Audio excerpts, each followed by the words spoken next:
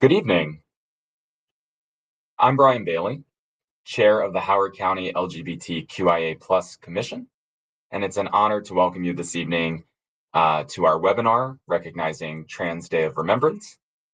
This is a day of reflection and a time to honor the lives and celebrate the legacies of trans individuals lost to violence and discrimination. It's also a moment to acknowledge the resilience and strength of the transgender community and recommit ourselves to fostering a world that values every individual for whom they are. As we reflect on 2024, I'd like to briefly highlight some of the LGBT Commission's most impactful accomplishments this year. We worked hard on advocating for LGBTQIA+ protections. We built some strong community connections. We supported intersectionality. We engaged our youth and our elders, and we expanded educational outreach. We proposed membership expansion to our own commission so that we could diversify our ranks. And with just over a month left in 2024, we're energized to build on this momentum and set the stage for the year ahead. Looking ahead to 2025, our key priorities for the coming year include ensuring inclusive representation, expanding commission events, and elevating Pride Month celebrations, and strengthening community partnerships, and also, in case you haven't been watching the news in the last few weeks, focusing on public policy. So I want to thank all of you for your dedication and passion and for joining us this evening. Together, with your help, the Commission has accomplished a lot this year, and with your continued support, 2025 promises to be another impactful year. So I'm excited to keep the momentum going. It is now my pleasure to introduce Liv Alanis Myers. They are the Executive Secretary of the Howard County LGBTQIA+ Commission and the Outreach and Communications Manager for the Howard County Office of Human Rights and Equity. Liv, the virtual floor is yours. Thank you very much, Brian, and thank you for that introduction. Good evening, everyone. Tonight, I will be sharing with you about the history and development of Trans Day of Remembrance. As Brian said, my name is Liv Alanis Myers. My pronouns are they, AA, and I'm the Outreach and Communications Manager for the Office of Human Rights and Equity, as well as the Executive Secretary of the Howard County LGBTQIA+ Commission. And while I am here in my professional capacity tonight, perhaps more importantly, I am also here in my personal one, as a member of the trans community and as a person who has been involved in trans advocacy for the last 10 years, beginning with my work with Sparkle, the national transgender charity in Manchester, United Kingdom. As you may have noted on screen, we have a content warning. That's because this discussion is going to contain topics such as anti-trans violence, death, police abuse, harassment, and trauma. If you have experienced or you're currently experiencing any form of harm that might lead to mental distress or a mental health crisis, please reach out to a crisis hotline or mental health professional. We have some resources here on the screen. And for my trans siblings, I want to highlight the Trans Lifeline, a peer support and crisis hotline run by trans people for the trans, non-binary, agender, and questioning community. Additionally, if you need to step away at any time during this presentation, particularly if you're in the trans community, please do so, because your well-being is of the utmost importance. Transgender Day of Remembrance is an annual observance on November 20th that honors the memory of the transgender people, disproportionately Black trans women and femmes, whose lives were lost in acts of anti-transgender violence during the past year. Speaking on her motivations for creating the observance 25 years ago, Transgender Day of Remembrance co-founder Gwendolyn Ann Smith said, "Transgender Day of Remembrance seeks to highlight the losses we face due to anti-transgender bigotry and violence. I am no stranger to the need to fight for our rights, and the right to simply exist is first and foremost. With so many people seeking to erase transgender people, sometimes in the most brutal way possible, it is vitally important that those we lose are remembered and that we continue to fight for justice." Now, while the observance began 25 years ago, the events that prompted it actually occurred the year before, in the fall of 1998. Now, for those of you who recognize this picture, you're probably wondering why we're starting here, or what on earth this particular person might have to do with Trans Day of Remembrance. But bear with me. So for those of you that don't recognize this picture, this is Matthew Shepard. the cisgender, white, gay college student whose violent death became the rallying cry for anti-hate crime legislation in the United States after he was killed in October of 1998. The media frenzy around his case made him a household name and a symbol of the continued fight for gay rights. And news of his death spawned vigils across the country and a nationwide debate about the need for hate crime legislation. And shortly less than a year later, his killers were convicted of murder, and both men are currently serving life sentences in the Wyoming State Penitentiary. Now, I do want to note there have been recent questions about whether or not Matthew Shepard's death actually was a hate crime or not. However, the impact of his death on the United States remains the same, regardless of the actual circumstances.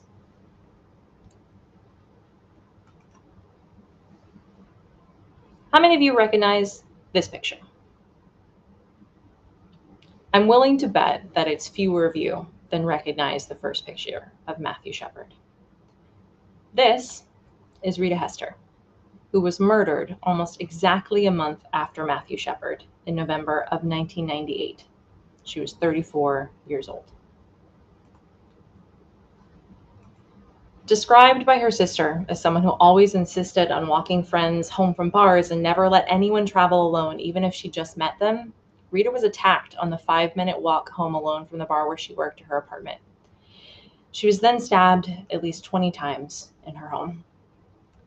And even though she was still alive when officers arrived at the scene, the space of nearly an hour passed between officers being dispatched and her being given access to medical care. After her death, she was continually misgendered and dead-named in the media. She was referred to as a transvestite, a man who sports long braids and prefers women's clothes, and as someone accused of living a double life. Her killers were never identified, and she is now considered a cold case. Matthew Shepard is relevant to Rita Hester only in the clear disparity in how their deaths were treated. In fact, this clear disparity in reporting between the white cis gay Shepard and the black trans female Hester was the impetus for LGBTQIA plus media outlets to begin to examine the intersectional issues that impacted the treatment of these two murders in the press. But while Rita did not have the public outcry and support of Shepard, her death ultimately had its own impact. In reaction to Rita's death, Gwendolyn Ann Smith, pictured here, and Penny Ashmatza created the first ever Trans Day of Remembrance on November 28, 1999, exactly 1 year after her murder. This now annual observance is expanded to become an international day of remembrance and mourning for the disproportionately Black and female trans people murdered every year. It's a point of connection for the trans community and has become an important factor in the humanization of trans people to both the media and the public. But where did that leave Rita? So 25 years after her killing, police and the Hester family still have no leads. Her mother, Kathleen, passed away in 2020, but her sister said that she tried until the end to get information from the police, although her continued calls often went unanswered. And unfortunately, just like the hundreds of forgotten Black trans women murdered before and after her, few associate Rita's name with the day intended to mark her death. The actual observant isn't even on the day to mark her death anymore because it got moved a week earlier for fears that it would conflict with Black Friday and Thanksgiving. The erasure of the very Black trans woman the day was created to honor provides a stark point of reflection for a day meant to promote the remembrance of trans lives, and it does raise questions about its effectiveness as an observance. Rita Hester was a positive force, both within and without the LGBT community, and her legacy has largely been erased, while at the same time advocates fear that the visibility caused by the day, originally established in her memory, is fueling the mounting violence against trans people in the United States. But Rita Hester was not a statistic. She was a talented poet and a singer and a dancer. She was an artist and a world traveler who loved to go to Greece, and she loved animals and the outdoors and her family. And she was mourned by her community and by the deeply loving family that surrounded her. Last year, Boston Mayor Michelle Wu commissioned a mural of Rita painted by the artist Rixie. The text next to the painting of Rita's face is a line from one of her poems, "Look to me, my family." Speaking to The Advocate last year, Rosie C. Hanlon, a friend of Rita's, said she remembered her and her life. She knew who she was and what she wanted, and she wasn't afraid to make that statement. I think that she was a pioneer to having people accept who we are and why we are without judgment. And that's pretty amazing. So what now? Well, for those of us who have been to a Trans Day of Remembrance vigil, it's exhausting. We hold our candles and our roses and read out hundreds of names, sometimes over the course of several hours. The grief is overwhelming, but central to every vigil remains the question, when will it stop? When will they stop killing us? This year, 350 transgender people were killed around the world, a figure that has risen since the record high of 321 in 2023. That's enough for the annual Trans Murder Monitoring Project to say this marks a significant increase in comparison with previous years of violence against gender diverse people. And as a result of these overwhelming numbers, as well as the explosion of violent and hateful rhetoric aimed at the LGBTQIA+ community, resulting in a rise in discriminatory legislation, disinformation, and even physical violence, the Human Rights Campaign has declared a state of emergency for LGBTQ+ people for the first time in their over 40-year history. We cannot honor the dead on Trans Day of Remembrance if we are not committed to fighting for the living. Recently, co-founder Gwendolyn Ann Smith gave another interview where she said to them, "You honored us yesterday. Now what are you doing? How are you protecting us? Because honoring our dead is more than just lighting the candle. It's making sure there's not more next time." As a result of the exhaustion and the demoralizing and hopelessness that many in the trans community feel around this day, "Give us our roses while we're still here" has become the rallying cry at Trans Day of Remembrance, in the hopes that the list of names will start getting shorter if trans women of color are celebrated in their lives rather than mourned when they're killed. The phrase was popularized by B. Parker and Micah Bazant's artistic work with Forward Together. Of this, B. Parker said, "Roses can be a symbol of friendship, love, and acknowledgement of achievement, but are often associated with mourning the loss of someone close to us. Reframing the giving of roses in relation to trans lives immediately lets people know that we want to be cherished and honored while we walk the earth." Because whereas other queer identities are organized around pride, the trans community has historically been organized around grief. I would like to note that the information about the Give Us Our Roses campaign that I've been sharing this evening comes from a letter written by Felix Gilliland in 2020, and I urge you to read the letter in its entirety after the conclusion of tonight's webinar, and we will provide the link for you in the chat. So 25 years on from Trans Day of Remembrance, what we can say is we don't have another 25 years. The time to act is now. The time to stand up and stand with the trans community is now, because we are dying now. You can call your elected officials. You can get involved in a letter writing campaign. You can collect signatures for a ballot measure. You can show up in your community at your school board meetings or your library councils or your parent-teacher associations, your volunteer groups. You can change the curriculum for medical or health crisis response or social work programs, or bring in trainers if you don't know how to do that.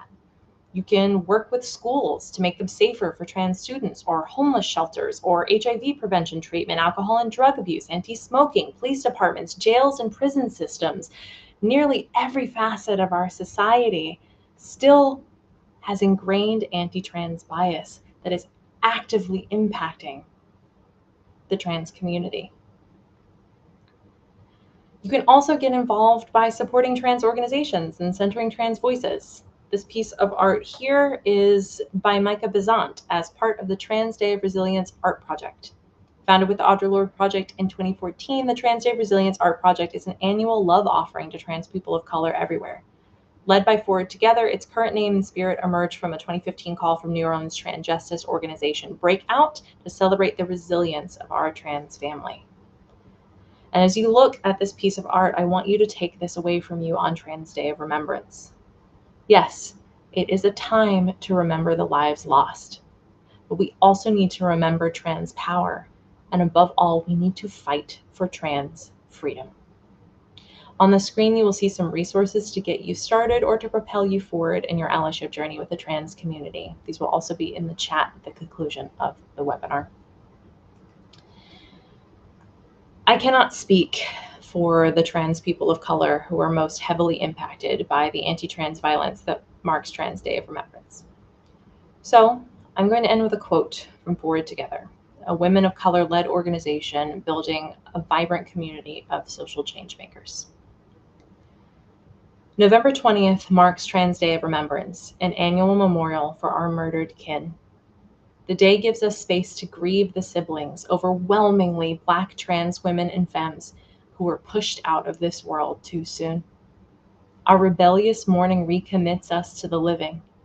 We refuse to forget or forfeit our power, even in the face of epidemic violence. We remember we are pure possibility. Our freedom dreams could set the whole world free.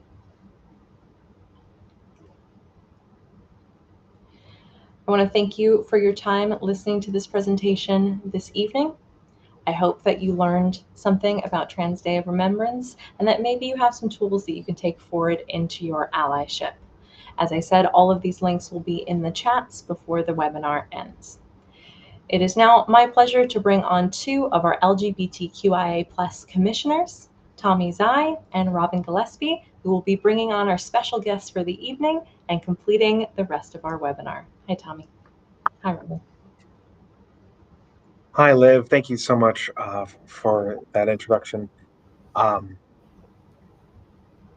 It is now my absolute pleasure to introduce a trailblazer and an inspiration to us all, Bailey Ann Kennedy, Miss Maryland USA 2024. Hi, guys. Thank you so much for having me. Thank you for being here. Bailey has made history as the first Asian American woman, Cambodian immigrant, transgender woman, military spouse, and title holder over the age of 28 to earn this prestigious honor. Her journey from Cambodia to the United States at the age of 11, learning a new language and adapting to a new culture, showcases her remarkable resilience and determination. Bailey's life is a testament to service and dedication, not just as a pageant queen, but as a military spouse and an active volunteer with the USO, supporting service members and their families. She's used her platform as Miss Maryland USA to champion inclusivity and representation. Bailey, thank you so very, very much for being here today. We are truly honored to have you here, and it's genuinely a pleasure to have you here. Thank you, guys. All right. We have questions that have been prepared and submitted from the public here, ready to go. Thank you for everyone who submitted questions. All right. First up, we'd like to know more about your personal journey. Could you share a bit about your journey to becoming Miss Maryland USA and the challenges you've overcome along the way? Yeah, so do you want me to speak on my personal journey or just the pageant journey in general?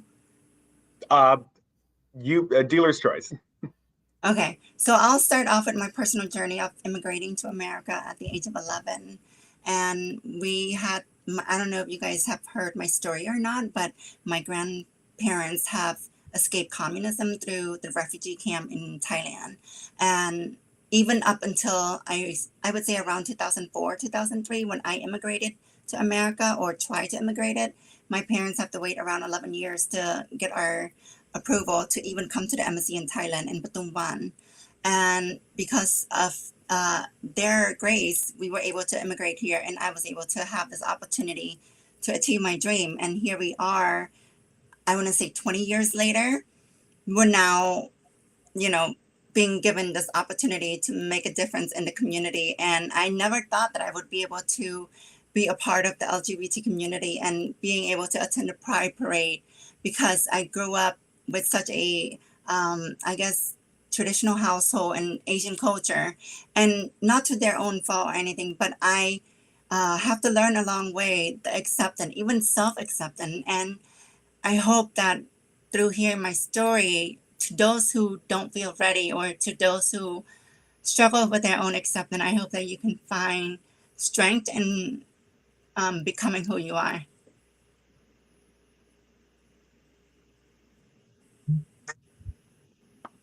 Wonderful, wonderful. Thank you. Were there any particular people or resources that have inspired and supported you during your transition and career?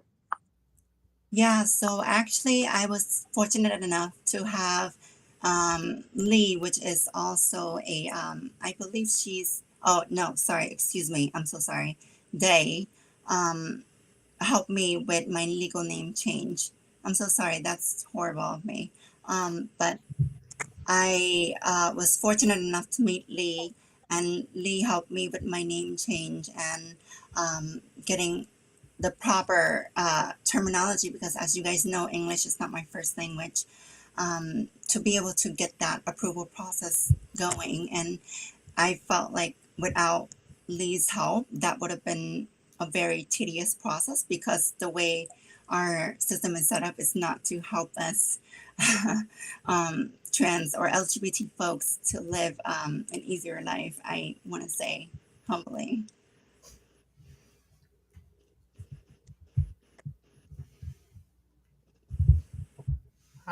Yeah, so I was wondering, as a prominent figure within kind of the trans community, or someone kind of with a platform within the community, what are kind of the responsibilities and pressures that you feel come with having a platform within this community? Well, I don't see myself as like a as that, big of a trailblazer or anything like that. I just wanted to make somebody else's life better, which is why I joined pageant. And because of that, I genuinely feel that if I could just make one mom understand her daughter's journey a little bit better, then maybe all of my struggle maybe is worthwhile. Sorry, I'm emotional. No, it's okay. I that exact reason is why I'm on the commission at all. So totally relate. I guess kind of as part of that point, kind of whenever, obviously the media perception of trans people is, what's a mild word for this? Bad. And I guess, what changes would you personally like to see kind of in the media, or kind of in public representation in the coming years of trans people? Which I say knowing that, obviously the election being what it is, it's going to, it's going to be weird for a while. So Yeah, so I just wanted to see actually like more representation, because growing up I didn't have a lot of that. I know that Ellen DeGeneres was one of those public figures that I looked up to growing up, in addition to my hero, Marsha P. Johnson, who paved the way for me. And then I want to say a couple years ago, we have the beautiful Cataluna, who paved the way for me to be on the Miss USA stage. So those people that and there's so many people, I can't even mention them all in one interview, but those people have helped me be who I am today and find a glimpse of hope, right? So because of them, I'm able to have it a little bit easier. So which is why I told my husband, I said to him before I joined pageant, that whether if I lose or win, I wanted to make it easier for the next generation. And I felt like I didn't do that at Miss USA, and I didn't advance progress. So I took that very hard, but I hope that the media can stop generalizing this idea of being trans and the LGBT community as a whole, that we're, I guess, very loud and people, which we all are. We should be, after all the struggle that we have to go and overcome. I think it's reasonably, we have to be proud of that. And I'm now learning to accept that, and I think it's a beautiful journey. Yeah. I think your mic is starting to cut out a little bit again. But I wanted to say that before we move on, just in case.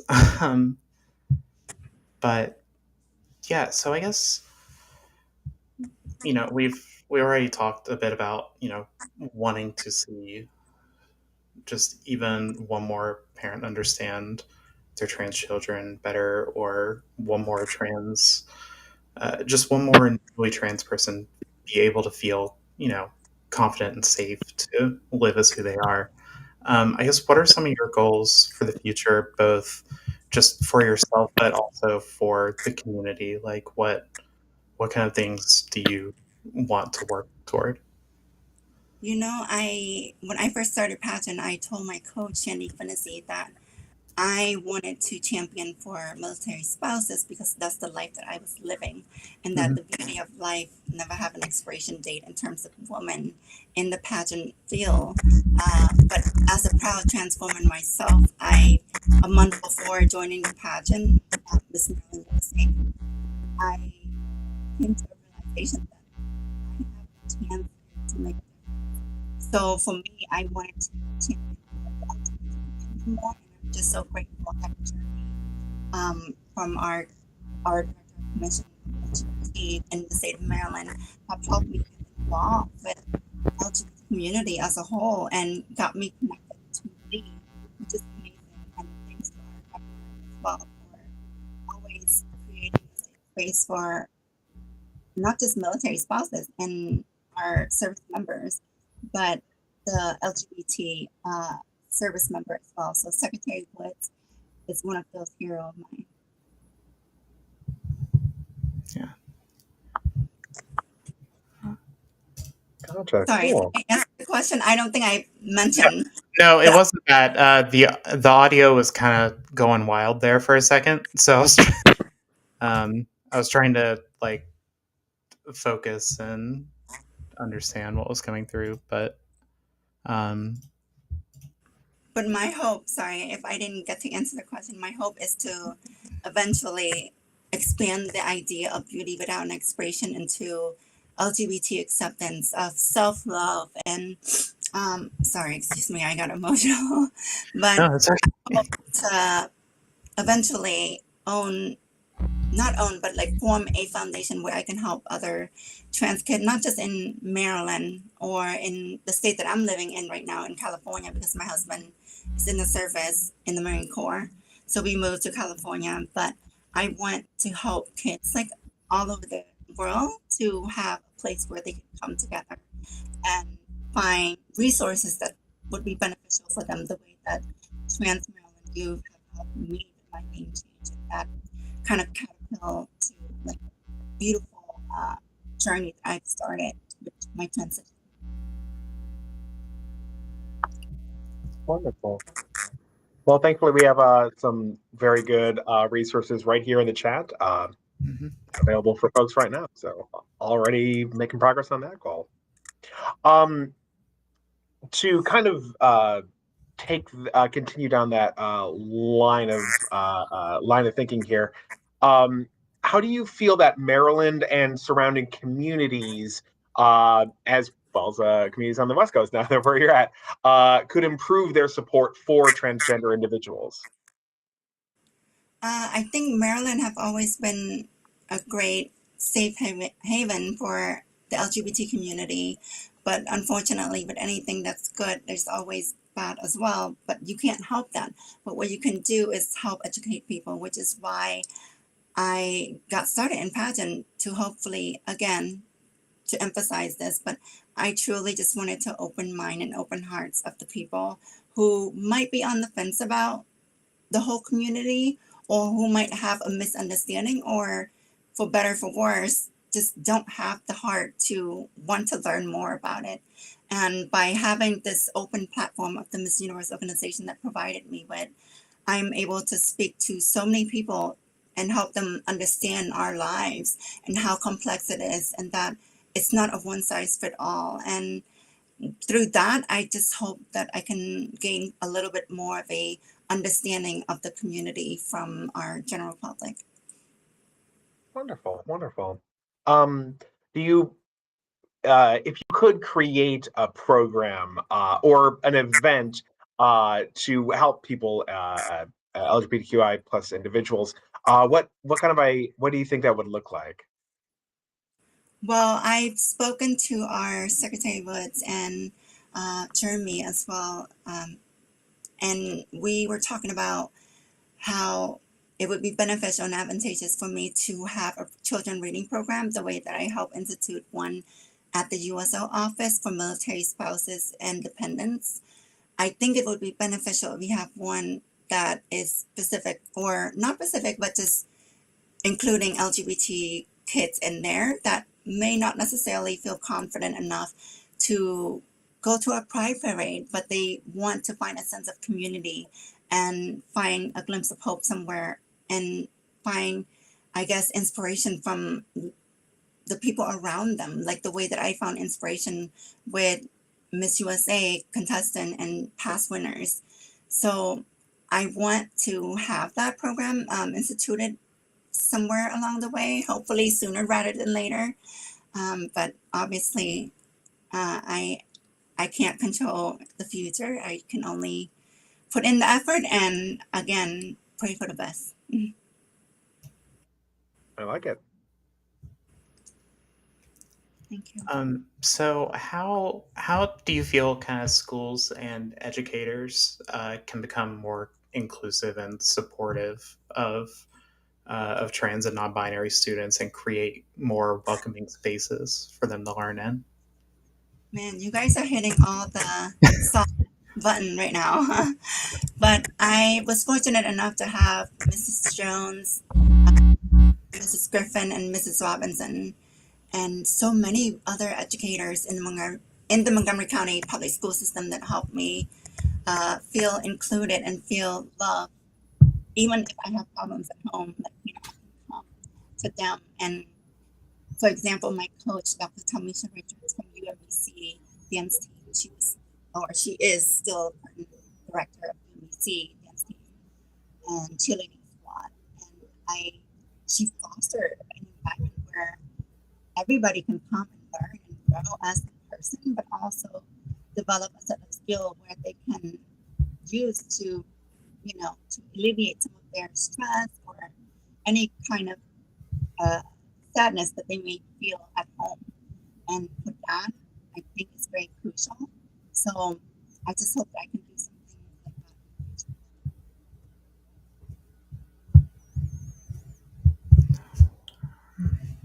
that. Did I answer the question again? Yeah. I'm sorry. Yeah, sorry. We're trading. Tommy and I are trading off questions, so we're kind of getting into the groove a little bit here. It's also hard not to get choked up here too. It is a little bit, yeah. Yeah. So, yeah. I don't have tissues nearby. That was a mistake on my end. Gotcha. Okay.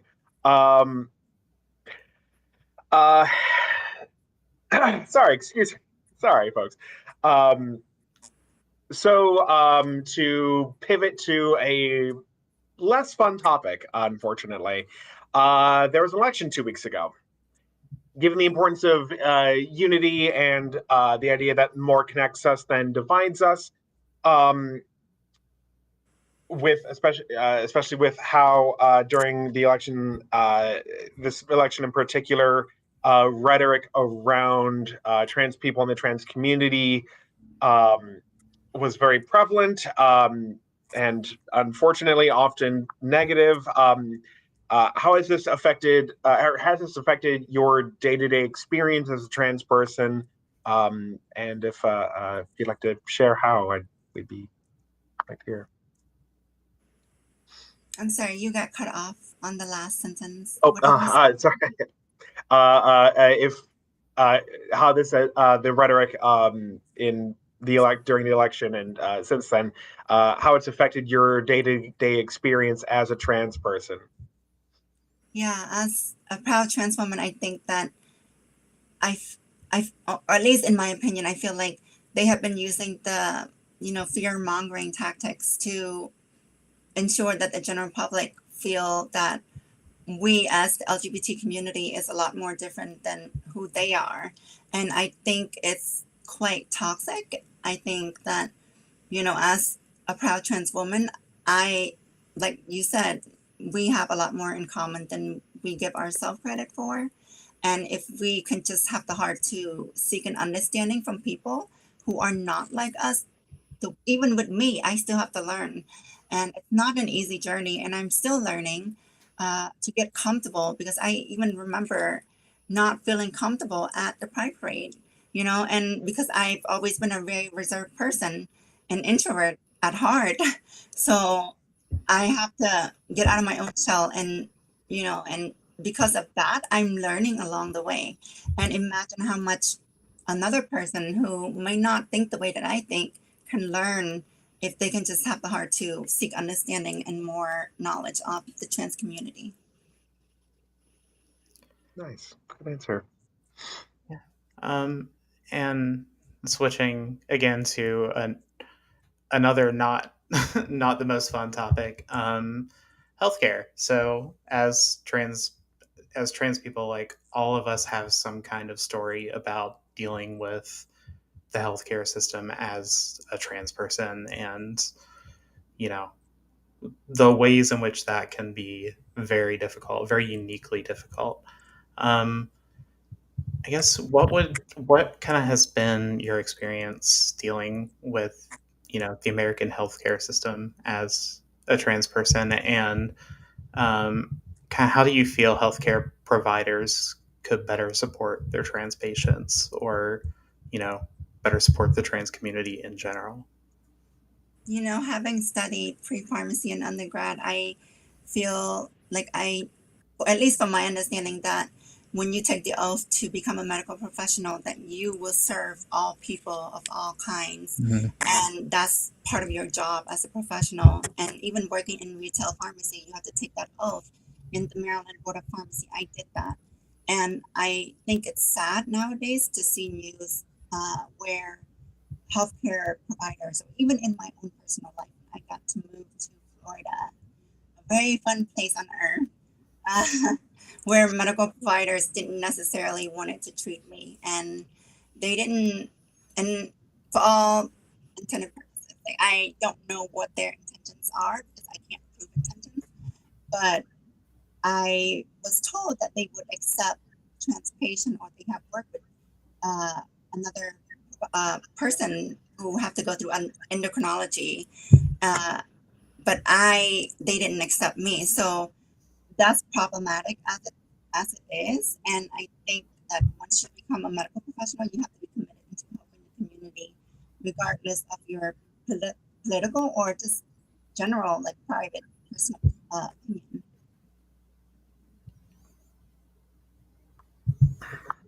Yeah.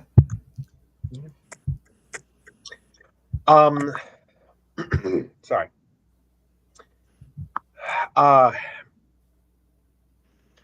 Given the current political climate,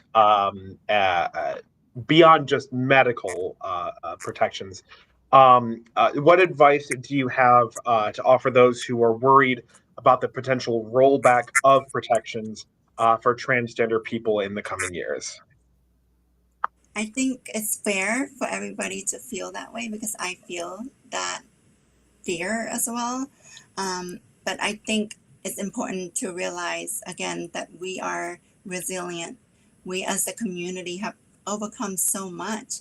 I wouldn't be here if it wasn't for those resilient leaders in the past who have, like, make waves for me to even be here and to exist without having to fear of my public safety.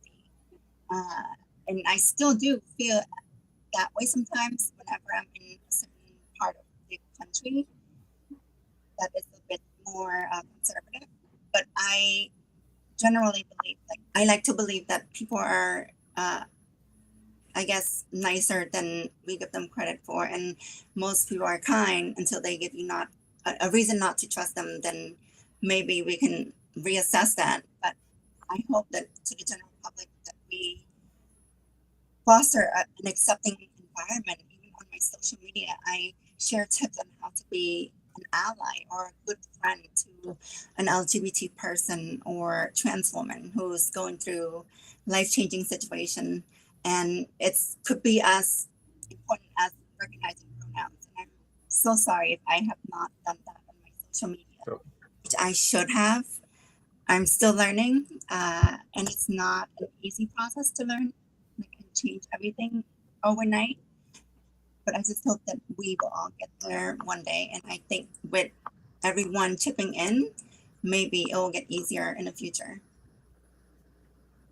Gotcha.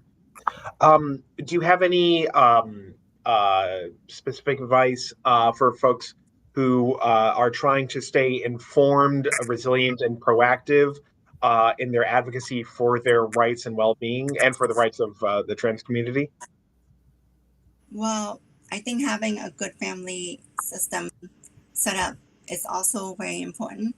I try to speak to my dad and my mom as much as I can. Sometimes life gets in the way, and having to prepare for Miss USA, that was very intense, and I should have been able to spend more time with them, and I wish I could have, but I can't change the past, but I just hope that you can find a sense of community, and that community could be a family of your brother, your sister, or your friend, or even a teammate that you consider to be your sister, which I am grateful for because I have that. And I think that having that foundation is crucial to having a successful, I guess, foundation or just transitional period where you can become the best version of you and being supported. And if you don't feel well, it's okay to ask for help as well. I just personally don't think that, I personally don't think it's because the media have always put this narrative that trans people are mentally ill. So I just don't really like to talk about that as much, but I'm starting to accept the fact that it's okay to ask for help if you do need the help. And I hope that you all can learn a thing or two from that lesson of mine. Thank you. And then, yeah, speaking of, having community within transition, I guess what advice would you give to kind of newer members of the trans community, young, old, whatever age? Obviously, you can you can transition whenever. What advice would you give kind of those newer members of the community who have just started transitioning or considering starting it? Well, first thing first, congratulations, welcome to the club. But sorry, that's inappropriate. But I just wanted to say to them that, again, I've been preaching beauty without an expiration date. And that could potentially be your beauty of your motherhood, the beauty of becoming who you are, and the beauty of just accepting the community that have always been there for you. And for me, which is the LGBT community that have always opened their arms and helping me. But it took me a long time to get here, and it's okay. If you are 31 and 32 and you're finally trying to overcome that, that's perfectly fine, because in life, I don't believe in expiration date. I don't believe that you have to transition at a certain period of time. You can feel ready at 54 or 24, and it's your call. And I think that your safety and your personal well-being is the utmost priority, and that you shouldn't feel sorry about that. Yep, it is never too late to transition. I had to learn that lesson myself. A lot of us, I wouldn't say older, but middle age and kind of trans people do have, I'm sure we all kind of have those thoughts, but it is never too late to transition. And lastly, for like allies who want to be supportive of our community, what are some ways that you think they can better understand and kind of advocate for, trans members of the community and the experience of being a trans person? Yeah, so I have done this unknowingly with my friends and family as well, and that is to teach them about that there are a variety of, uh, complexity of our trans community as well as the LGBT community, and not every LGBT community members are, super, you know, loud and and love to have fun, which I am, and I'm proud of that. But I think it's important to recognize that there is a variety of us out there, and I think it's okay to come to terms with that. Queer introverts exist. We're here too. Exactly. Thank you for recognizing that. Wonderful. Thank you so much. Well, that is all of our questions today. I want to thank you all for joining us tonight. We extend our heartfelt thanks to Bailey Ann Kennedy for being here this evening. Thank you so, so much. On behalf of the Howard County LGBTQIA+ Commission, we wish you a wonderful evening and look forward to connecting with you again soon. Please take care and stay well, everyone. Thank you and have a wonderful night. Thank you guys for having me.